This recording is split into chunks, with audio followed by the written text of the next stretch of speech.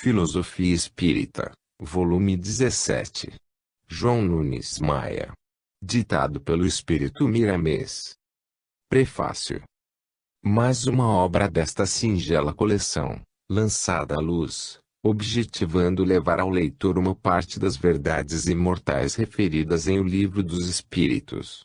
Formamos um turbilhão de almas trabalhando sob a égide do Divino Senhor, e a Ele entregamos os nossos trabalhos, pedindo as bênçãos de maior entendimento, para que se possa compreender com mais clareza o verdadeiro objetivo da doutrina dos Espíritos. Muitos têm em mente que somos espíritos angélicos. Como se enganam! Somos verdadeiramente companheiros comuns, necessitados de entender Jesus. Ele sim, é o sol que nos aquece, e esse aquecimento somente permanece conosco se transmitirmos para os outros nossos irmãos o que dele recebemos por amor. A vida é movimento, e o movimento é vida. Tudo no universo, para viver bem, haverá de processar trocas permanentes, não somente o homem, mas tudo na natureza. E essas permutas, quando feitas com amor, refletem a própria caridade.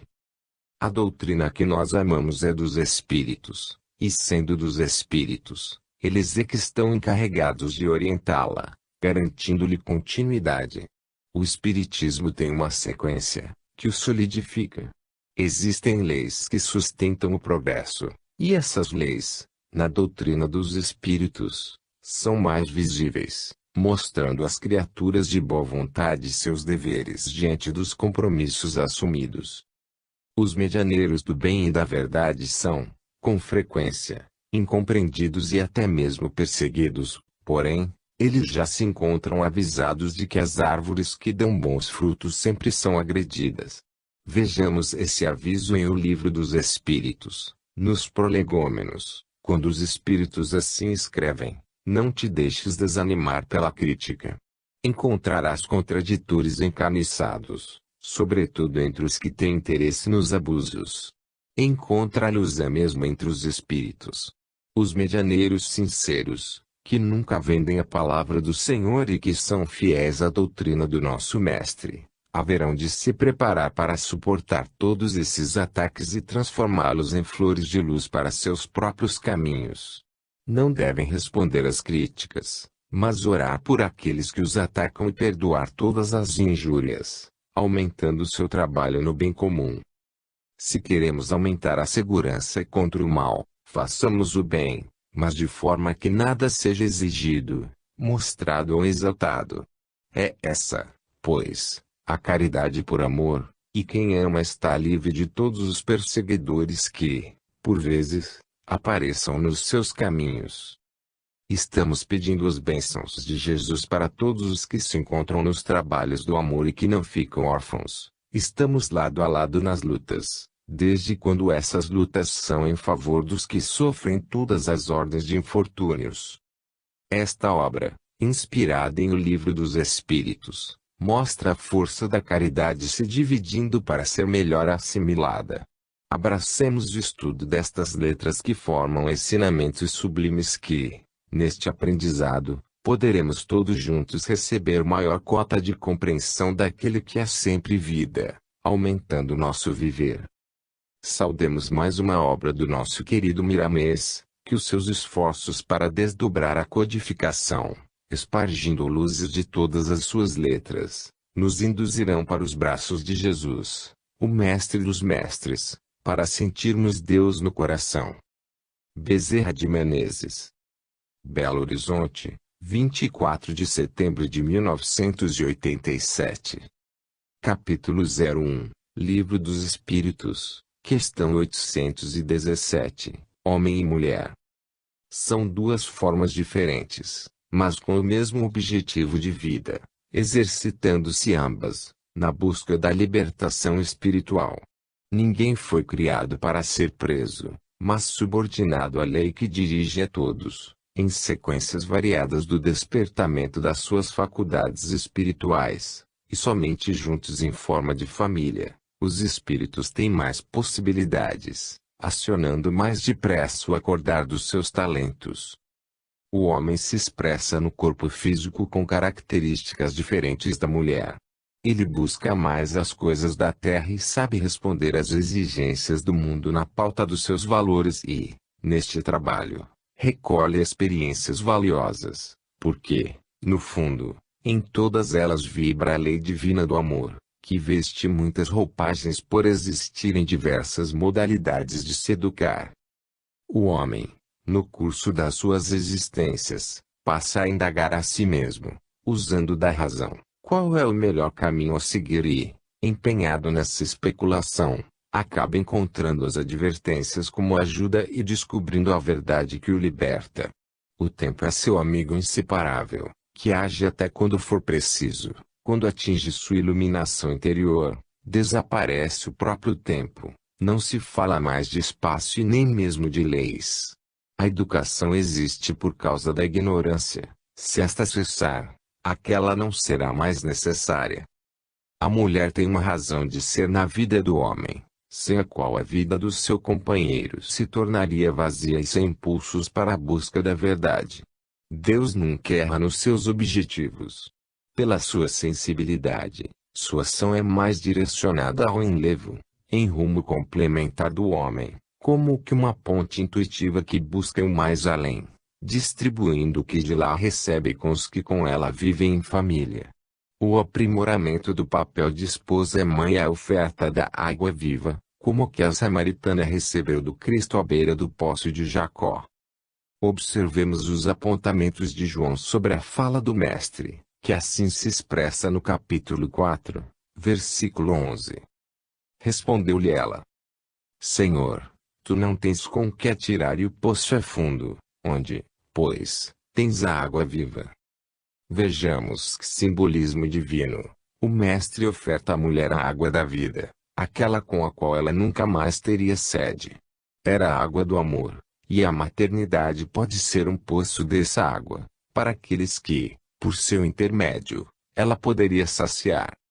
O sexo, na terra, é força viva que os faz unir, na esperança de que, pelo amor, passem do plano espiritual para a terra outros companheiros do passado, na esperança de tranquilizarem a consciência e compreenderem o porquê da vida. O companheiro é um instrumento para ajudar na operação, na constância de edificar esse amor, cada vez mais espiritualizado. Trabalhando nos horizontes da terra, e o outro abençoando com as forças do céu. Os direitos do homem e da mulher são iguais, mesmo na diversificação dos seus ideais. Não há diferença de valores dos espíritos. Há, sim, de posições pelas vestimentas carnais que a natureza lhes empresta para o despertamento dos tesouros da vida. As mulheres sofreram muito em épocas recuadas, pela ignorância humana. Mas como nada se perde, elas recolheram valores maiores, que devem se expressar no futuro ao comandarem e direcionarem, pelos seus próprios valores, os altos postos que lhes foram tomados, invalidados pela força. O trabalho maior da mulher é a missão de educar aqueles que, por bênção de Deus, vêm para seus braços nas linhas do perdão.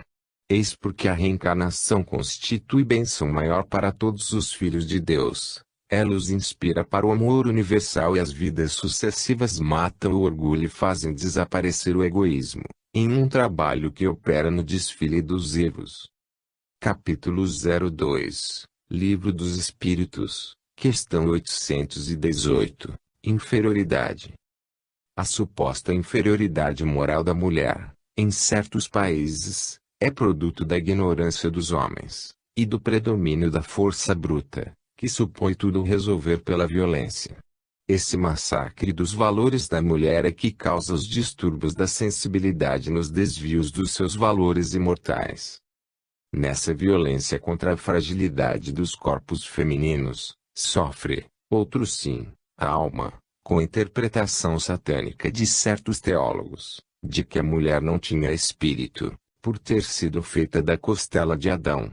Essa ilusão de que a humanidade nasceu de Adão e Eva criou muitos erros e deu nascimento a muitos distúrbios que fizeram paralisar ou retardar as manifestações do amor de Deus para com a humanidade.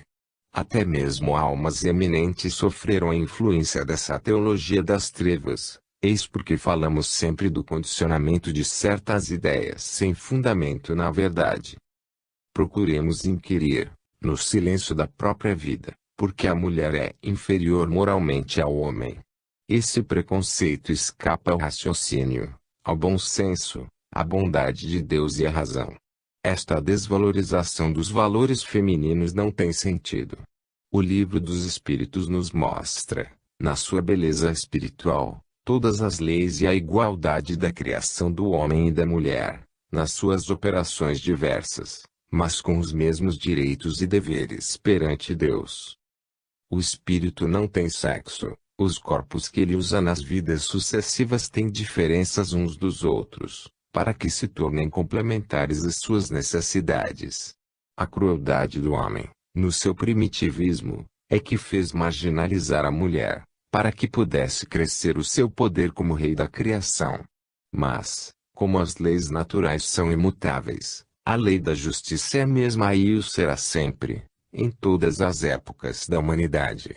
Os próprios homens é que deverão, por maturidade, reconhecer as coisas de Deus.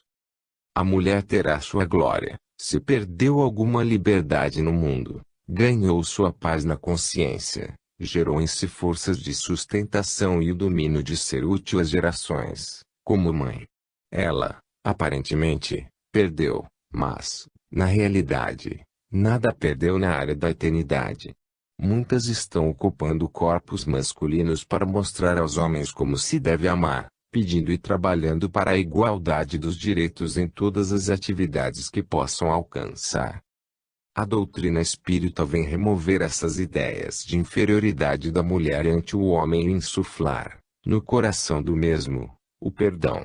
Se os ignorantes desejam ficar na terra, que fiquem até surgir a maturidade, mas com a consciência pesada temem perder o que eles mesmos destruíram, com a prepotência.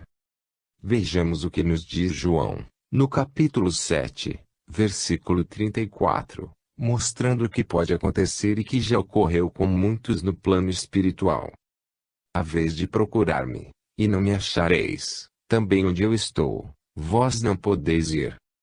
Mas, venha a misericórdia de Deus, que é sempre Pai, dando oportunidade para o desenvolvimento dos poderes espirituais, de modo que esses espíritos entrem em êxtase e por um pouco possam encontrar aqueles que foram desprezados, agredidos e maltratados, até que se suavize o fardo e fique leve o jugo. O sofrimento de uns desenvolveu-lhes a capacidade de entender mais a vida, e os que agrediram embruteceram suas possibilidades de se libertarem no campo do espírito. Entretanto, pela bênção da possibilidade de intercâmbio entre os dois mundos, possibilitou-se às criaturas o conhecimento das leis, tornando-as livres dos velhos preconceitos humanos e alegrando-as na alegria divina, com o Cristo no centro da consciência. Capítulo 03, Livro dos Espíritos, questão 819, Fragilidade física. Homem e mulher certamente que não poderiam ser iguais nas suas estruturas físicas, não haveria razão de ser, porque cada um tem funções diferentes, que se completam na união entre os dois. Enquanto a alma não despertar todas as suas qualidades espirituais, um precisa do outro, e os dois necessitam de todos os amigos na troca de valores indispensáveis à vida e, ao mesmo tempo, de olvidar o egoísmo. Quando a criatura dominar todas as suas paixões, sentir o amor puro no coração e amar verdadeiramente, a sua dependência será somente em relação a Deus.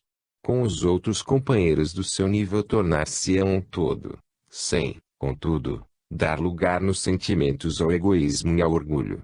Será aquele espírito que já se unificou com Jesus, sentindo-se permanentemente filho de Deus. A mulher, sendo mais fraca fisicamente, deve cuidar dos trabalhos mais leves, aquele exercício sublimado do lar, enquanto o homem tem estrutura mais grosseira para os trabalhos da sua espécie. Eis aí como um completa outro para a paz e o bem-estar da família. O casamento é a porta pela qual as almas começam a trabalhar e a compreender a si mesmas. Nada se pode fazer sozinho na terra, e mesmo no céu se agrupam espíritos com os mesmos ideais, assim não sendo, não realizarão o grande ideal de servir com mais eficiência. No entanto, esses grupos de almas têm sempre um que os dirige, em se apresentando mais livre, com mais experiências, comandando com destreza aqueles de boa vontade. Em tudo na natureza podemos notar agrupamentos para o melhor servir na função a que se foi chamado a cooperar, desde os átomos até os mundos. A libertação começa no espírito e cresce nele de maneira que pode chegar a raios inconcebíveis aos que se movimentam na terra envolvidos na carne. A mulher dos dias que correm, por motivo de testemunhos a que deve se submeter, está se envolvendo nos trabalhos dos homens, e eles, por vezes, nos das mulheres, por motivos que eles mesmos desconhecem. No entanto, o tempo mostrará que essas necessidades desaparecerão com o tempo, deixando cada um em seu verdadeiro lugar. Desde quando se pode trocar de vestes, de homem ou de mulher, acabam as necessidades de um fazer o trabalho do outro, quando se tem uma sociedade justa, que assiste todos nos seus devidos lugares. Não há, imperiosamente, necessidade de a mulher ocupar o lugar do homem, ela que foi feita especialmente para o lar, em primeiro lugar, bem como de o homem ocupar-se com as obrigações da mulher, já que foi abençoado por Deus para os trabalhos mais rudes, na responsabilidade de enfrentá-los, recolhendo experiências no ramo que precisa para viver. Isto não quer dizer que, sendo o corpo da mulher mais fraco, o espírito também o é, o mesmo ocorrendo em relação ao homem. A mulher é mãe, tendo no coração amor mais acentuado, o homem é pai, que gera nos sentimentos mais energia no que se refere à disciplina. Todavia, os pais de um lar, não devem entrar em discórdia, pois deste modo desarmonizam a casa e desajustam os filhos que receberam para educar. Lembremos João, no capítulo 6, versículo 43, que assim registrou: respondeu-lhes Jesus, não murmureis entre vós. O casal não deve murmurar, é de seu dever compreender um ao outro em todos os aspectos da vida, para que a vida em casa possa entrar em sintonia com o Evangelho de Jesus. Os filhos têm muita facilidade de copiar os pais, condicionando o que veem e ouvem dos seus genitores. A responsabilidade é muito grande, ante a paternidade maior. A vida na terra é cheia de amargor. Os problemas e sacrifícios são sem conta. Sabemos disso por experiências, contudo, Deus não se esquece dos seus filhos, principalmente daqueles em exercício na terra, carregando um corpo físico. O forte e o fraco se completam para notarem que existe a felicidade depois das inúmeras tempestades. Capítulo 04, Livro dos Espíritos, questão 820, Dependência. Deus deu a força a uns para defenderem aos fracos, e não para maltratá-los, nem explorá-los. Quem assim o faz, responderá pelas consequências. Já dissemos que homem e mulher se completam para a felicidade dos dois que, unidos, percebem com mais profundidade a beleza da vida. O casal troca energias, na sutileza da vida, que nenhuma ciência da Terra pode igualar, com a mesma eficiência. Neste caso, somente o coração pode servir de laboratório divino, na divina ascensão dos espíritos, transformando a força de Deus em amor, no quilate que necessita para viver em plena harmonia, que se expressa em alegria superior. Aquilo que se chama de dependência não é escravidão e, sim, situação indispensável para o complemento da aquisição do estado de felicidade da terra. O homem, no que tange a fortaleza, não é, e não poderemos considerá-lo, como bruto ou violento. Ele passa por um estado de vida temporário na regimentação de valores para o equilíbrio da sua vida diante dos compromissos assumidos. A vida deu à mulher menos força física, entretanto, dotou-a de sensibilidade maior, como que buscando, nas regiões espirituais, ideias e condições elevadas, como uma ponte da terra ao céu, para que pudesse educar seus filhos com o amor que lhe compete doar. Mas, como se encontram no mundo, o homem tem a razão mais apurada para as devidas atividades de que necessita um lar. O homem tem a razão e a mulher, intuição. A mulher que, geralmente, é dada a renúncia em favor dos filhos e do lar em paz, ganha muito em espírito. Aparentemente, mostra a pobreza de espírito, como se diz no mundo. No entanto, vejamos o que Jesus fala neste sentido, conforme anotado por Mateus, no capítulo 5, versículo 3. Bem-aventurados os humildes de espírito, porque deles é o reino dos céus. Vejamos, também, na carta de Tiago, no capítulo 1, versículo 12. Bem-aventurado o homem que suporta com perseverança a provação, porque, depois de ter sido aprovado, receberá a coroa da vida, a qual o Senhor prometeu aos que o amam. O dever do homem é suportar todas as adversidades do mundo, vencendo-as, para receber a coroa da vida no mundo espiritual.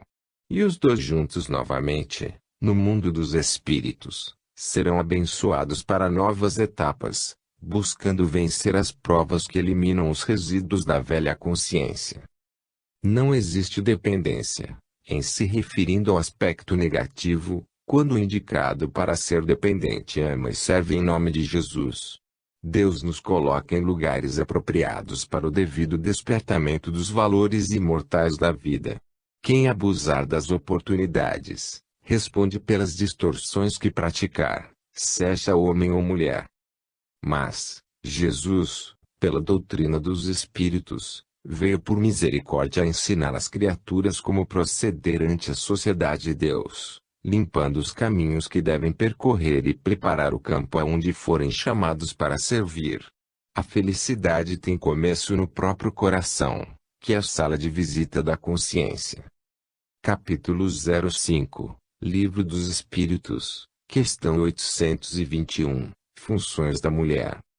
As funções da mulher são grandiosas, por vezes até maiores que as do homem, pois é ela que gera filhos na sua intimidade, alimentando-os com seu amor. A geração de um filho, pode-se dizer que é a maravilha das maravilhas. Quem não vê Deus neste fenômeno, é cego, por não querer examinar os processos da vida.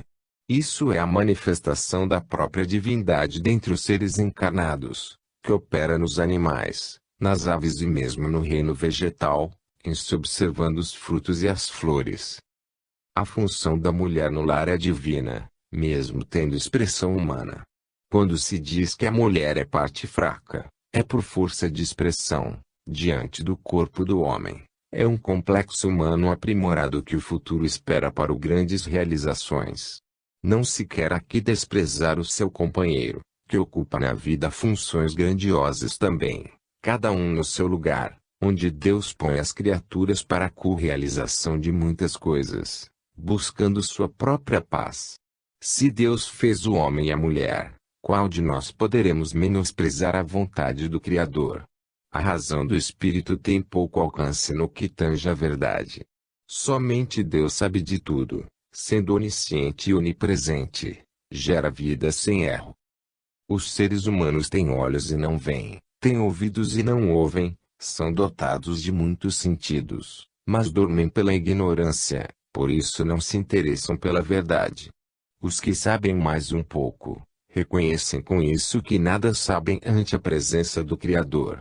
A humanidade se encontra caminhando para melhores dias em tudo, até mesmo no que se refere ao aperfeiçoamento do instrumento físico, que ainda deixa muito a desejar, quando o comparamos ao de um mundo altamente evoluído. No entanto, o corpo de carne na Terra é uma bênção de Deus, instrumento divino para o aperfeiçoamento das almas. Em João, capítulo 6, versículo 48, se vê narrado assim: Eu sou o pão da vida. Mas, como encontrar esse pão da vida, para que não tenhamos mais fome? Somente a reencarnação pode nos despertar para essa procura, porque as provações despertam as criaturas para tais interesses. Jesus é o pão da vida. Mas como encontrar Jesus? É pelas vidas sucessivas, pois, por elas, recordamos e fixamos na consciência o que a teoria nos ensinou no mundo espiritual. Não podemos esquecer que foi a doutrina espírita que mais explicou e revelou essa verdade aos homens que, conscientes dela, entendem a libertação física mais próxima do pão da vida, que se aproxima mais de nós, a saciar a nossa fome. Se a mulher é que dá aos homens as primeiras noções de vida, ela merece o respeito de todos e a devida atenção para cumprir ainda melhor sua missão, que beneficiará a todos. Nós, do plano espiritual, falando às mulheres, tornamos a dizer que elas são o ponto alto para nós, onde poderemos derramar os elevados conceitos no silêncio para os seus corações sensíveis, e que possam direcionar todos eles para a educação daqueles que as rodeiam. Que não percam a paciência, pois ninguém perde em ser dócil aos ensinamentos de Jesus. Preparem-se para os dias de amanhã, onde os próprios homens enriquecerão seus valores na condição de companheiros e irmãos na mesma jornada, e que o terceiro milênio seja abençoado por Deus pelos canais de Jesus Cristo, para que a terra seja o paraíso prometido e esperado pelos homens de fé. No entanto, isso é conquista de todas as criaturas reunidas. Que Deus abençoe o homem e a mulher, para que os dois se tornem um. Capítulo 06, Livro dos Espíritos, questão 822, Igualdade dos direitos. Consagram as leis de Deus direitos iguais ao homem e à mulher. A igualdade de direitos é a expressão da justiça de Deus. Se os espíritos são iguais na sua gênese, por que privilégio para um e negação para outros?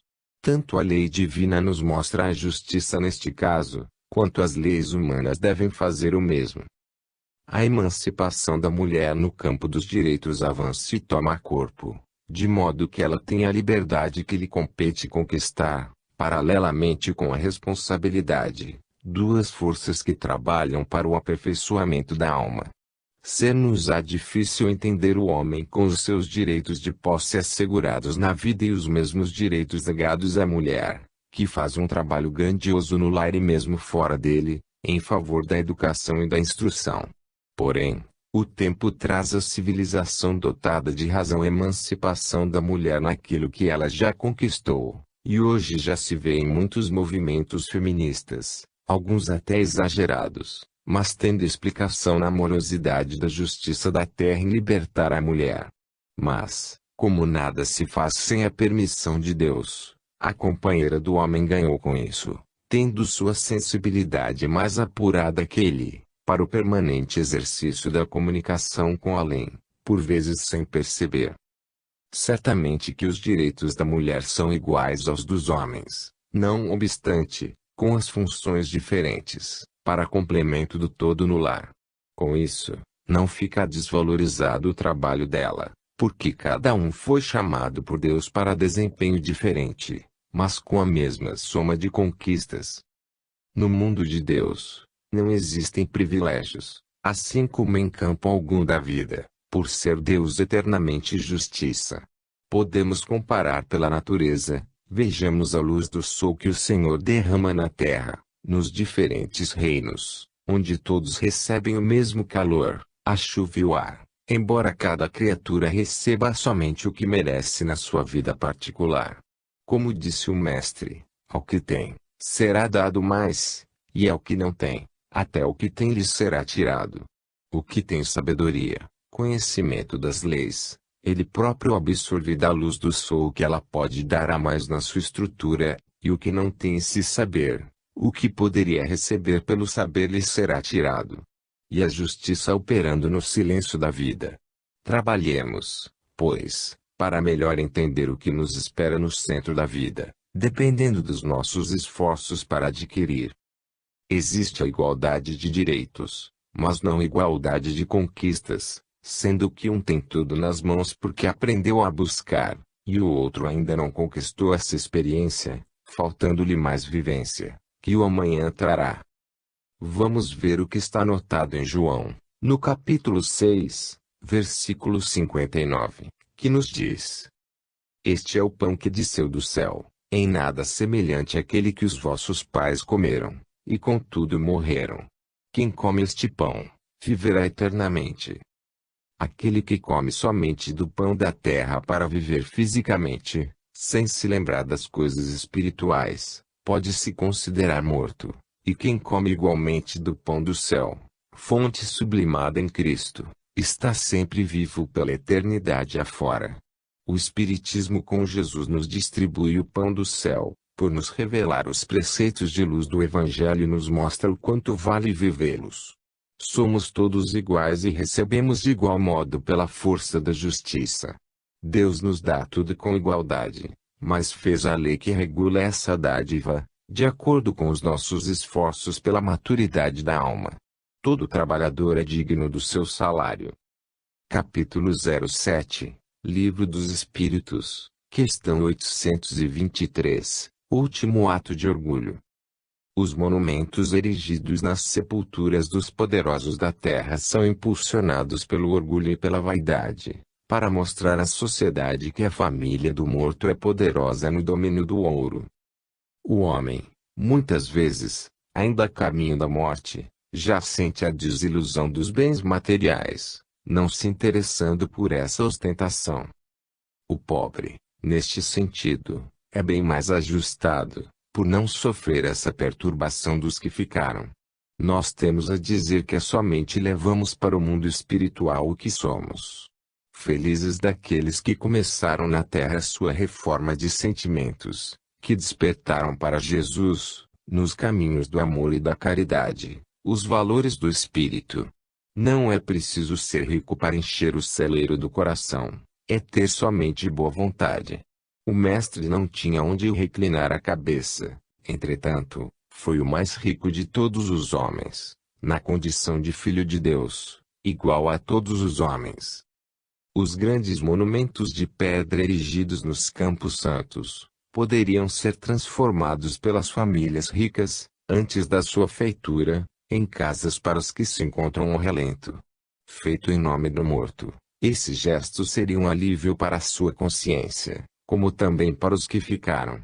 O custo de um túmulo corresponde à alimentação que poderia ser oferecida a muitos famintos, assim como muitos outros gastos inconvenientes que se fazem na terra, por orgulho e vaidade, por ignorância e prepotência. O orgulho dos parentes atinge o desejo de glorificar a si mesmos, pouco pensando no bem-estar de quem já foi para o outro mundo. O homem de bem não precisa buscar a sua própria glória, ela vem, por lei, em busca dele. Vejamos o que João anotou no capítulo 8, versículo 50. Eu não procuro a minha própria glória, há quem a busque e julgue. Os poderosos da terra não desconfiaram de que as glórias do mundo são incômodas e passageiras, que não correspondem às necessidades do coração. O sábio nunca procura se mostrar, mesmo fazendo bem à sociedade, por saber que todos os feitos, bons e maus, serão revelados pela própria natureza por ordem da lei, que nada deixa em segredo que não venha a ser revelado. O orgulho e o egoísmo são tão fortes e poderosos que acompanham quem os possui mesmo depois do túmulo, envolvendo o espírito nas suas sugestões inferiores e levando-o a sofrer todos os tipos de torturas que eles possam imprimir em sua consciência. É por isso que a reencarnação é uma bênção de Deus, pois ela nos dá a oportunidade de nos desfazermos destes dois monstros que devoram as oportunidades dos seres humanos e prendem os espíritos, mesmo no mundo espiritual, em situações difíceis de se libertarem. Sabemos que nem sempre é pelo morto que os familiares fazem essas demonstrações para que a sociedade veja aí, sim, para alimentar o orgulho de família na posição em que se encontram. Infelizes desses homens que ignoram seus destinos. Entretanto, o tempo os educará. Eles morrerão e também ficarão conhecendo a verdade que os libertará dessa ignorância. Os tempos estão chegando, para o bem da humanidade. Que seja por meios violentos, porém a natureza fará as criaturas despertarem para os valores da alma, tendo o Evangelho de Jesus como fonte da vida, por ordem de Deus. Capítulo 08, Livro dos Espíritos, questão 824, pompas dos funerais. É de bom exemplo, quando a pompa do funeral visa honrar a memória de um homem de bem. Quanto mais se vibra para a difusão do amor, mais a luz acende na terra, em se fazendo fonte no coração humano. Entre mentes, o homem de bem recomenda sempre que não deseja gastos sem importância para a alma, em seu funeral, indicando outra direção para os gastos, como seja com alimentos para os pobres, roupas para os nus e casa para os desabrigados. As pompas devem se transformar em caridade, onde a luz da beneficência é capaz de enxugar lágrimas e lembrar aos corações que existe a esperança. O próprio Evangelho nos diz que devemos deixar os mortos enterrarem os seus mortos. O legado que o homem de bem deve deixar é o de sua vida exemplar. O orgulho e o egoísmo fazem a separação das criaturas, mas o túmulo os reúne como sendo todos da mesma massa que a terra dissolve e transforma em elementos indispensáveis à vida. Jesus foi o enviado de Deus para mostrar à sociedade de todo o mundo que todos somos irmãos, filhos do mesmo Deus de amor, deixando seu evangelho nele os preceitos de modo a educar as criaturas, na certeza que o céu se encontra nos corações, bastando às almas encontrá-lo. Enquanto houver a disputa pelas coisas perecíveis e ilusórias do mundo, a cegueira se acentuará cada vez mais no que se refere aos valores espirituais. Porém, o tempo traz a maturidade pelos canais da dor, levando os espíritos a acordarem para a realidade dos seus destinos. Por enquanto, fora da dor não há entendimento. O homem, no estágio em que se encontra, cria dificuldades inúmeras para os pobres, que já carregam em seus ombros um peso muito grande. Mas Jesus, sabendo disso, fala aos seus corações, chamando-os bem-aventurados. Entretanto, o Mestre não se esqueceu de advertir aos legisladores humanos, conforme registrado no Evangelho por Lucas, no capítulo 3, versículo 13. Respondeu-lhes: não cobreis mais do que o estipulado. Todavia, esses homens se fazem surdos pela força do egoísmo, mas os sofredores avançam, apesar de todo o peso dos chamados impostos e dízimos, com o Cristo de lado a animá-los na subida do Calvário da vida, com a cruz das provações, porque ele mesmo trilhou o caminho da dor, como exemplo de humildade, e ainda perdoou a todos os seus ofensores. Não cobreis mais do que o estipulado pela consciência. Dizemos aos pobres, aos sofredores, que os tempos da seleção espiritual estão chegando e que somente terão a terra como herança os escolhidos, que podem ser, igualmente, os ricos, dependendo do modo pelo qual procedem ante a sociedade. As distinções humanas terminam no campo santo, onde o espírito sente e compreende que nem mesmo o corpo de carne lhe pertence. A bagagem de bens perecíveis fica com a terra para que outros a usem e dela façam bom uso, para não acontecerem coisas piores no seu roteiro espiritual. A natureza, que foi feita pelas mãos do Criador, não vai ouvir pedido dos homens.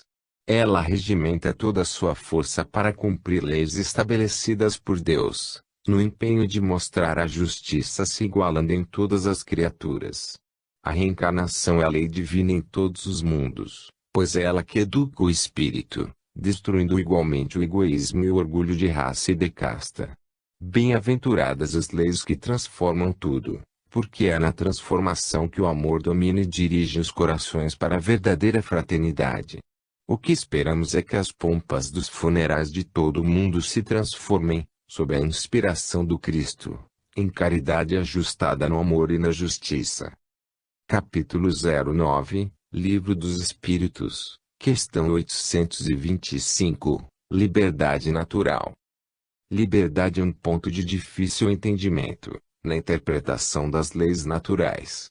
O homem não pode ser livre, do modo que pensa ser. Toda a liberdade é relativa aos espíritos, de conformidade com a sua evolução espiritual. Ninguém pode glorificar-se ante os seus irmãos de ter plena liberdade, porque ninguém pode viver só, uns precisam dos outros e todos de Deus. Como, Desse modo poder ufanar-se de que se é livre, de que não se precisa dos irmãos, quando se vive em conjunto. Todos temos uma liberdade natural, entretanto, juntamente com ela deve haver o respeito às criaturas, nossas irmãs, e os nossos deveres para com elas. Ultrapassar os limites até onde podemos ir, é violência aos que nos cercam e que nos ajudam a viver. Como podem os grandes viverem sem os pequenos e os pequenos sem os grandes, se todos fazem parte de um todo? Além disso, somos eternos dependentes de Deus, pela aliança em Cristo. Somos muito crianças para entendermos verdadeiramente todas as leis criadas por Deus e que nos dirigem a todos, e existem muitas que ainda não nos foram reveladas, por não suportarmos sua ação em nossos destinos. Convém estudarmos o que suportamos agora e confiar em Jesus, que Ele, pelo seu amor ao rebanho, faz descer a revelação quando estivermos preparados para tais eventos de luz. Gabar-nos de que fazemos o que queremos, pela posição que ocupamos quando no mundo, é ignorância, pois somente Deus tem essa liberdade. Todos nós, sem exceção, somos guiados por Deus em todas as nossas andanças e atitudes. Mesmo no mal, se o podemos chamar de mal, o Senhor está consciente de tudo, deixando-o acontecer para nos disciplinar e orientar para o bem que nunca morre. Aos homens que já compreendem as leis de Deus, mas não se conformam de todo com os acontecimentos, alguém do mundo espiritual inspira para sentirem e dizerem conforme encontramos em Atos dos Apóstolos, no capítulo 21, versículo 14. Como, porém, não o persuadimos, conformados dissemos: faça-se a vontade do Senhor. Devemos saber que Deus nada faz errado, mas sempre em favor da educação dos seus filhos, despertando os valores que todos carregamos no coração. Sempre queremos demais, almejamos o que não merecemos e quase sempre nos envaidecemos com aquilo que não nos pertence. Somente chegando à maturidade espiritual é que entregamos ao Senhor todos os nossos sentimentos e pensamos com Jesus, pedindo a Ele que faça em nós a sua vontade e não os nossos desejos. Não há ninguém no mundo que pode jactar-se de que goza da liberdade absoluta. Liberdade absoluta, somente Deus, o Criador de todas as coisas, tem. Nós podemos, sim, com o tempo e a purificação dos sentimentos e despertar dos dons de vida, gozar da tranquilidade de consciência e viver em pleno céu, descobrindo esse paraíso dentro de nós mesmos. A liberdade natural não a liberdade total. A primeira é a bênção de Deus para a alegria e a esperança dos seus filhos, de maneira que todos nós possamos sentir que estamos seguros naquele que é o princípio e a vida de todas as criaturas. Que Jesus nos abençoe para entendermos melhor as leis que podemos assimilar. Capítulo 10, Livro dos Espíritos, questão 826, Liberdade Absoluta. Liberdade absoluta só existe para Deus, Criador de todas as coisas. O criado já é dependente do Criador. Deus pode fazer o que bem entender dentro da criação, mas somente Ele. No que tange aos homens, se todos têm os mesmos direitos, deixa de existir tal liberdade, pela barreira do respeito de uns para com os outros. É necessário saber que todos nós, para vivermos bem, nos submetemos à obediência das leis naturais criadas. Somos escravos da lei, e é o Evangelho que nos ensina como escolher os melhores caminhos da felicidade. A felicidade não nasce, nos seus princípios, da nossa vontade, pelo contrário, somente nasce da vontade de Deus, que sempre nos fala dela pelas leis estabelecidas. É necessário que se procure entender bem o Livro dos Espíritos, que nele estão estabelecidas todas as leis universais em expansão acompanhando, pois, a evolução das criaturas. Não sejamos tolos na arte de escolher sem compreender, para que não soframos o rigor das provas. A liberdade absoluta para os homens seria uma catástrofe para todos, por não terem eles condições de saber o que realmente precisam na condição de homens encarnados, ainda cegos e surdos no que se refere à vida espiritual. Compete a cada um ir até o ponto que suporta. Aí, sim, está a sua paz. Viver o futuro querendo esquecer o presente é um mal, bem como querer voltar ao passado, que teve sua época. Peçamos aos Espíritos que nos revelem também a verdade, como Lucas assinala no capítulo 2, versículo 26, desta forma. Revelara-lhe o Espírito Santo que lhe não passaria pela morte antes de ver o Cristo do Senhor. Pedimos a Deus que desperte o Cristo em nós, antes de passarmos pela morte do corpo, porque é na terra que a porta do céu começa a se abrir pela força das transformações morais que o amor nos sugere entender e praticar, de acordo com os preceitos do Evangelho do Mestre. Esqueçamos da liberdade absoluta, como queremos compreender, firmando-nos, assim, na obediência, porque somos filhos que devemos, para o nosso bem, ouvir o Pai. A nossa liberdade é vigiada, filtrada e, por vezes, interrompida. Quanto mais crescermos, mais obedecemos às leis de Deus, porque é nessa obediência que encontramos a paz de consciência e o próprio ritmo da vida. Pedimos a Jesus que nos abençoe nas nossas pretensões, acertando nossos passos e direcionando nossa vida para a paz em Deus. Capítulo 11, Livro dos Espíritos, questão 827, obrigação de respeitar. Se o homem não respeitar seu companheiro em caminho, como poderá exigir que seja respeitado? E como ficaria o mundo se não houvesse esse respeito mútuo?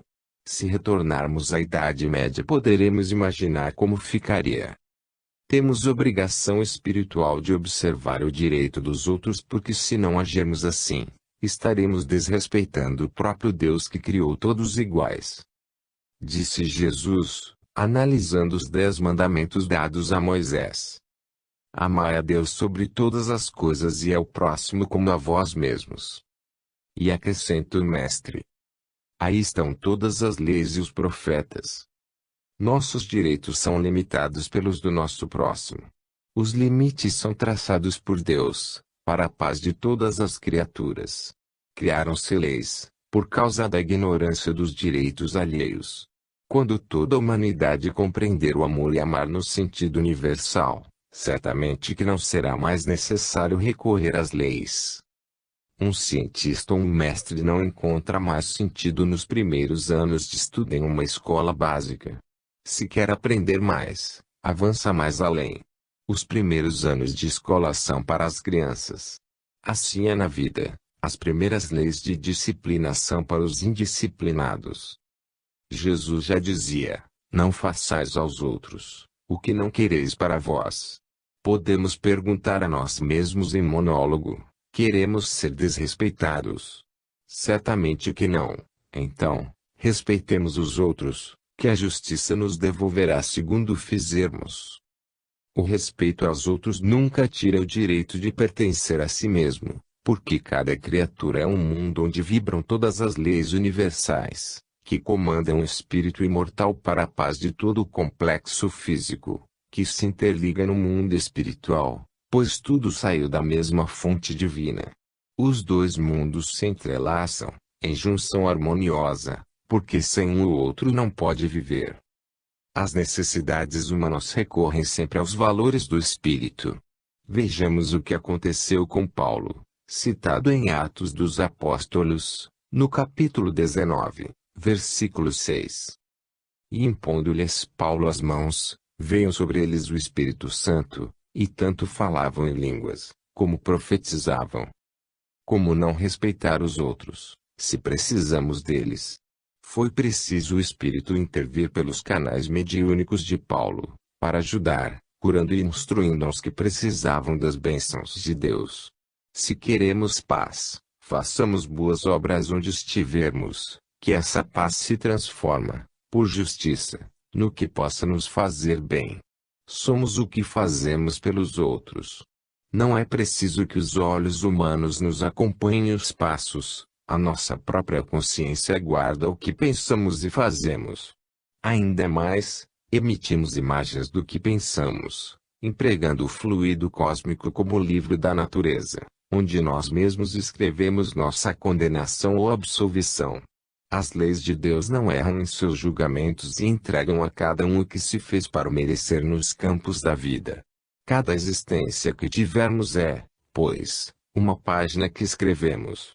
Nós mesmos iremos lê-las depois, e o tribunal da consciência decidirá o que receberemos pelo que fizemos. Essa é a lei. A consciência é Deus dentro de nós, como centelha abençoada, que tudo grava sem precisar de acusar nem perseguir aos que erram. O próprio espírito se condena, pelo que soube da profundidade do ser para a mente, que é parte da consciência profunda. Se amarmos como o amor se expressa na vida, estaremos amando a Deus e ao próximo, e somente o amor nos salvará da opressão da consciência. A nossa liberdade natural cresce com o crescimento da fraternidade universal exercida em nossos caminhos. Capítulo 12, Livro dos Espíritos, questão 828, Liberalidade. A palavra é força poderosa em todas as suas ressonâncias. No entanto, nem sempre o que se fala corresponde à vivência. E é muito comum a criatura anunciar certas verdades, porém, se encontrar longe delas. Grandes homens comumente são liberais com os estranhos e carrascos com a própria família. Esforçam-se e, por vezes, sofrem para parecerem o que não são para os outros, por simples necessidade de manter a posição. Mas os pensamentos que partem da sua realidade interna agitam em direção àqueles que vivem com eles, desfazendo dos esforços alheios que os ajudam no dia a dia. Esta é a verdade. Entretanto, a vida não os despreza, procurando daqui e dali meios de os educar, pois este é o destino de todas as almas criadas por Deus. A teoria quase sempre vem primeiro para os estudiosos da verdade. E os teóricos sabem das leis, mas não as vivem. É dessa falta que eles sofrem as consequências, que a mesma lei os castiga sem remissão. Os agentes de Deus têm tolerância para com essa faixa de almas, que representa quase toda a população da Terra, por saberem que não irão viver nessa postura eternamente. Algum dia, usarão as suas próprias forças para se corrigirem. As almas iluminadas, voltando ao passado, observamos que elas também passaram pelos mesmos processos de reajustamento espiritual. O não julgueis para não serdes julgados é ponto divino sobre como amar, ainda mais aos que não despertaram para o amor. O Mestre dos Mestres, que poderemos considerar como o canal da misericórdia para a humanidade, aliviava as faltas dos homens e, por vezes, lhes perdoava os pecados. Não no sentido exato da palavra, porque misericórdia é alívio. Ele dizia quase sempre quando curava um enfermo, vai, e não tornes a pecar. E Lucas anotou no capítulo 5, versículo 23. Qual é mais fácil, dizer: estão perdoados os teus pecados, ou levanta-te e anda? Jesus aplicava todos os meios possíveis para aliviar e mesmo curar os enfermos dos seus males. O Senhor era liberal com todas as criaturas, por saber que todos são iguais, na igualdade com que Deus os criou. Os mais adiantados nos caminhos da espiritualidade são aqueles que usam teoria, sem esquecerem o esforço de viver o que falam e pregam aos outros. Podemos observar nesse tipo de espírito a maturidade à vista. Aquele que pretende parecer desperto em seus valores e não o é, engana-se a si mesmo, mas, como todo engano é breve, ele mesmo desconfia do seu comportamento. E a dor, os infortúnios e todos os tipos de problemas, fazem com que ele modifique o modo pelo qual vive, ganhando condições no trabalho de libertação, para se libertar definitivamente. Deus sabe, e todos os benfeitores espirituais reconhecem, que não existe outra marcha em se estudando a ascensão dos espíritos. Os recursos que têm para educar os homens, visam mostrar que devem se esforçar para melhorar, porém, Sabemos que isso se processa passo a passo, na esteira do tempo. Convém notar que todos passam por esses processos, e quem mais sabe disso é o Criador. Em todos os lances de Jesus, quando esteve na terra junto aos homens, sentimos a irradiação da sua tolerância para com aqueles que descuidam da vivência das leis naturais, e isso ocorreu com os próprios discípulos do seu coração. A liberalidade e a fraternidade devem ser exercitadas em todas as direções do viver, para que a vida se torne o verdadeiro amor.